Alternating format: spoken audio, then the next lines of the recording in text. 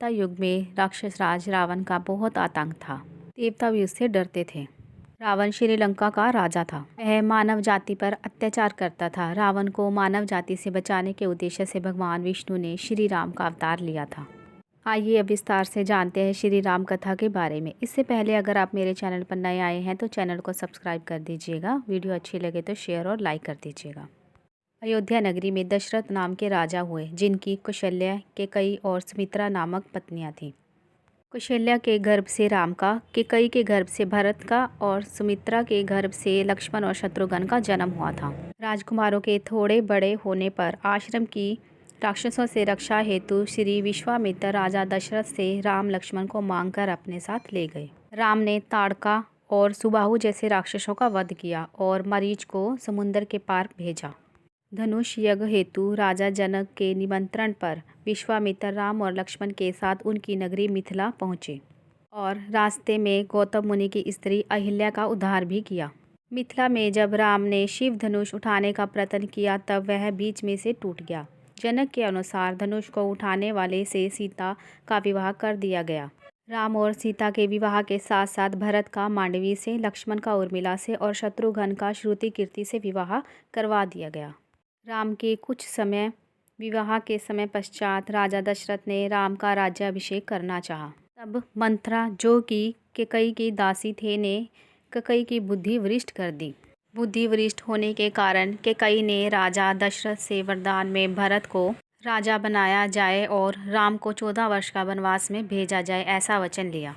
वचनानुसार राम के साथ उनकी पत्नी सीता और लक्ष्मण भी वन चले गए। राम, सीता और लक्ष्मण जब चित्रकूट में निवास करने लगे तो राजा दशरथ अपने पुत्र के वियोग के कारण स्वर्गवासी हो गए। ऋषि वशिष्ठ ने भरत और शत्रुघ्न का नैनिहाल से वापस बुला लिया। वापस आने पर भरत ने अपनी माता केकई को कटु वचन सुनाए और कटु शब्द भी कहे। वह अयोध्या का राजा बनने से मना कर दिया और राज्य को अस्वीकार कर दिया। भरत अपने भाई श्री राम को लेने चित्रकूट पहुँचे, परंतु राम जी ने पिता की आज्ञा का पालन और रघुवंश रीत निभाने के लिए आने से मना कर दिया। भरत ने वापस आकर श्री राम पादुका को राज सिंहासन पर विराजित कर दिया। उसके बाद श्री राम पंचवटी में जाकर रहने लगे। पंचवटी में रावण की बहन शूर्पणखा ने आकर राम से बात करनी चाहिए, परंतु राम ने उन्हें लक्ष्मण के पास भेज दिया।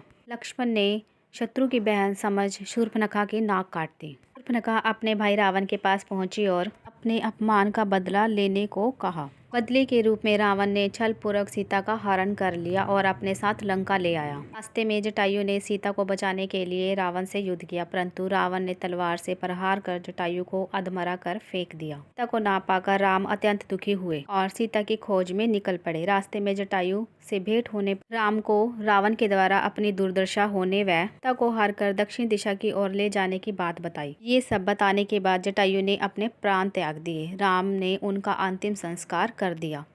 उसके बाद वह सीता की खोज में सघन वन की ओर बढ़े और रास्ते में ही शबरी के आश्रम में झूठे बेर खाकर शबरी की भक्ति का सम्मान किया और सीता की खोज में आगे बढ़ते चले गए। इसी बीच राम ने बाली का वध कर सुग्रीव को राज्य वापस दिलवाया। राम जी को सीता के बारे में पता चला कि सीता जी लंका के अशोक वाटिका में है।